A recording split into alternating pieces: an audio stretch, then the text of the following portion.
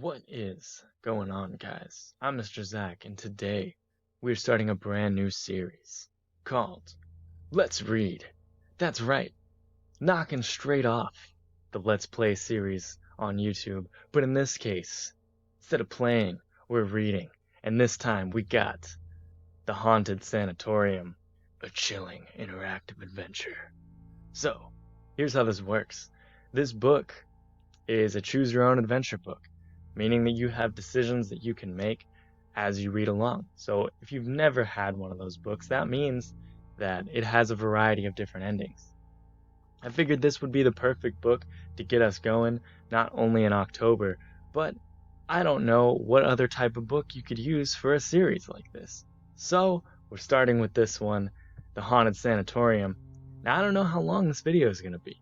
We might break it up into a few parts. If I keep making the right decisions, maybe the video will be longer. Maybe I won't make it past the very first decision. I guess we'll find out. I have not read any of this book before, and certainly not planned out what decisions I'm going to make, so whatever happens is exactly what's going to happen. Let's get started. So, starting off the introduction, you're about to enter the rundown remains of a long abandoned sanatorium. Decades ago, it was a hospital for those stricken with a terrible disease called tuberculosis, also known as consumption, the White Plague, and the White Death. Now, as the shell of a hospital, only the ghosts of the past remain. But could that be more than just an expression here? Do you run, hide, or do you confront the supernatural forces at work and try to learn the deep secrets of this haunted relic? Your choice will guide the story. Turn the page and follow the directions to find out what happens next. So before we get started, I can only imagine that the entire reason that this sanatorium is haunted in the first place is because it was for tuberculosis victims. I mean, how upset would you have to be if you died from a virus that was cured a little bit later on? It's like, well, why didn't this come out a little bit sooner? This was all for nothing. Of course they're going to haunt that sanatorium for not moving a little bit faster on the vaccine, you know? Alright, so, part 1, Space for the Sick. The sun hangs low in the sky, just peeking out over the treetops. It casts long shadows onto the massive building that looms dead ahead. You stand with your two best friends, Louisa and Mitch, staring up at 5 stories of concrete and broken glass. You were dared by some kids at school to spend the night here. It seemed simple to accept that challenge. Now, you're having second thoughts. The Haunted Sanatorium. For years, you've heard local rumors and urban legends about this abandoned hospital. The forest surrounding the hospital, chosen long ago for the fresh air and quiet atmosphere for patients, now seems dark and ominous. Man, those loading times really kill the mood here. You shake your head. You haven't even stepped inside, but already your imagination is running away with you. But then a small movement in the windows, high above, catches your eye, a scurrying shadow. You shudder with the feeling that you're being watched. I'm imagining things, you think. It's just a building. Are we sure we want to do this? Louisa asks. We'll never hear the end of it if we don't, answers Mitch. I assume that's how he sounds. His name's Mitch. I mean, he's got to have a raspy voice with a name like Mitch. He's right. 3 of you took a dare. In your circle of friends, there's no backing out. Come on, guys, you say, managing to sound more confident than you really feel. All the stories, they're just stories. It's a camping trip. But instead of a tent, we'll be, in there. Resolved, you step forward, backpack slung over one shoulder and sleeping bag over the other. The front door is locked, but there are no shortage of windows to crawl through. In a matter of seconds, you're inside, quietly padding down a long abandoned hallway. The building feels cold. A draft wafts through the halls. The sound of your footsteps echoes off the concrete walls, which are strips of paint covered in graffiti. See there, we got a cool chilling picture down at the bottom of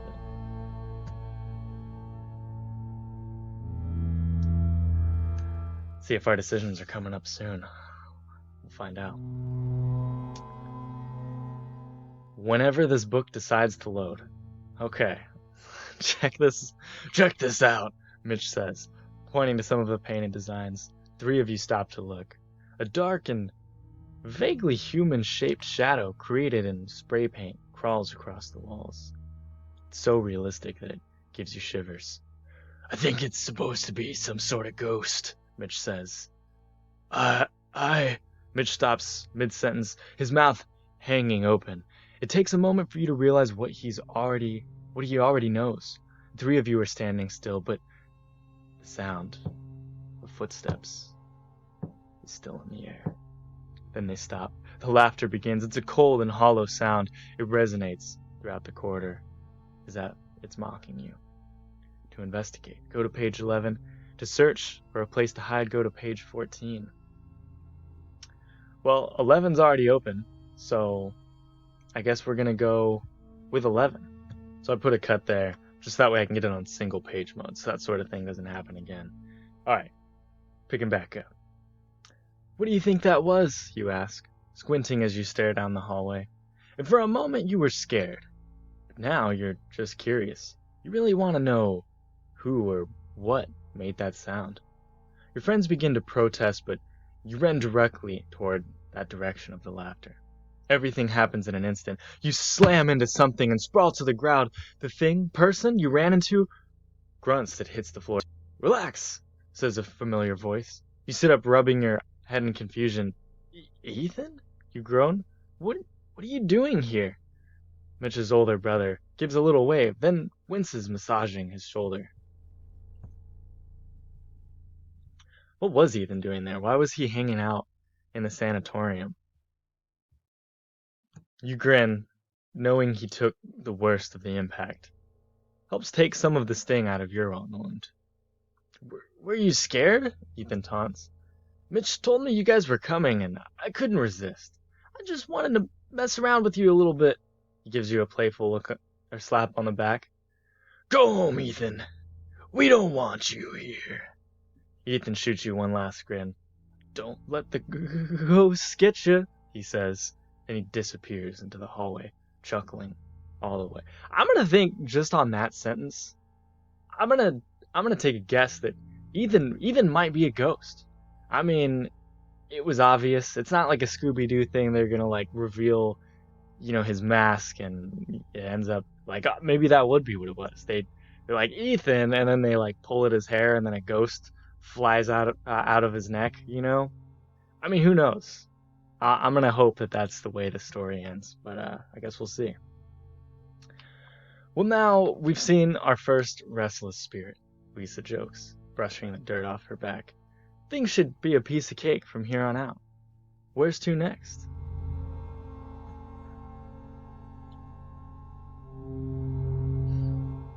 Louisa wants to check out the water room, supposedly one of the most haunted rooms in the sanatorium. Mitch suggests finding a spot to set up camp for the night. They turn to you. What will you choose? To start preparing to set up a camp, turn to page 18. To head for the water room, turn to page 32. I think I'm gonna go water room. I just feel like if you go into a sanatorium, especially at night, like you were already expecting it to be haunted, you may as well go for it, Find a ghost. Find out Ethan, one who's haunting this place. Maybe he never even existed in the first place. Hydrotherapy, Louisa says idly, examining what looks like an old hose hanging off the wall. Patients could be wrapped in wet blankets for hours, or sprayed with really hot or really cold water, or strapped into bathtubs of steaming water for days at a time. They thought it would help cure them. You make eye contact. Of course it didn't work, she says. This place is creepy, Mitch says, coming up behind you. I picked somewhere a lot less weird to camp, by the way. Check this out, Louisa says in a dark corner. There's an isolation tank back here. What's that, you ask? A huge bathtub, Louisa explains. They'd fill them with warm salt water and shut you in. It was supposed to be relaxing.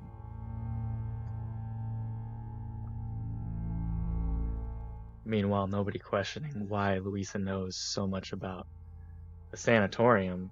I don't know, maybe they should be. Maybe this whole thing's a trap. And this is my last page anyway. Dare you to get in, Mitch says, winking. You stare into the deep tub. It's like an old-fashioned clawfoot tub, only bigger and taller. Definitely large enough to fit a body, you think, and cringe. The top is covered with a ragged bit of fabric. It's kind of icky, but tell yourself, not really that scary. Well, Mitch says, you going in or not? Get in the tub, turn to page 41. To leave, turn to page 44. It's just a tub. I'm going in. 41. I'm going to pause it, get to. You can hear scratching on the side of the tub. And you see glimpses of light as their flashlights flail back and forth, but otherwise it's pitch black. Your heart rate rises, and you start to panic. The gentle sound of running water soothes you slightly. Suddenly, you realize your feet, then your entire backside are wet. The air becomes thick and steam. You can taste salt and the air droplets that collect on your face.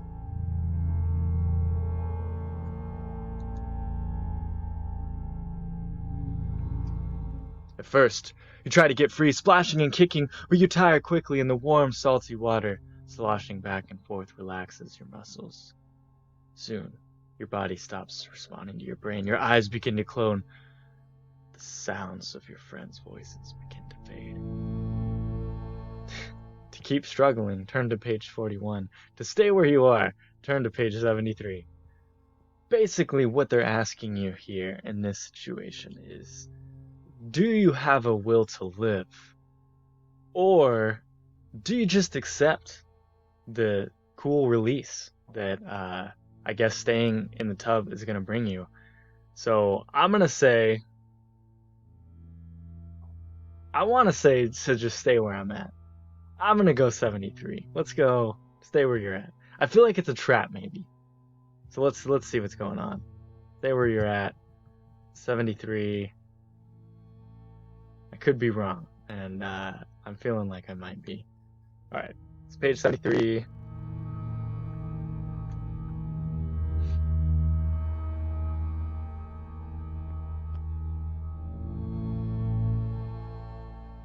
The warm water is soothing. Your friends' panicked voices seem further and further away as you tune them out.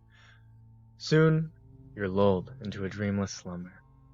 Eventually, your friends, unable to move the tub's cover, leave to find help. But when they return hours later, there's no sign of your body. No one sees or hears from you ever again. The only clue left behind is a thin layer of moisture at the bottom of the tub. So as it turns out, if you're in a haunted sanatorium and you're trying to develop a crew to go, I'm not the person to take, because this was about 13 minutes, 14 minutes. I lasted 14 minutes in a haunted house and drown in a bathtub. So find someone else. But I encourage you to go check out the Haunted Sanatorium, a chilling interactive adventure at Destiny Discover, and see if you can make it to the end. Maybe you're better off in a haunted situation or any type of survival situation than me. In the future, I'm going to try to bring a couple more of these stories. Maybe I'll take another shot at this story.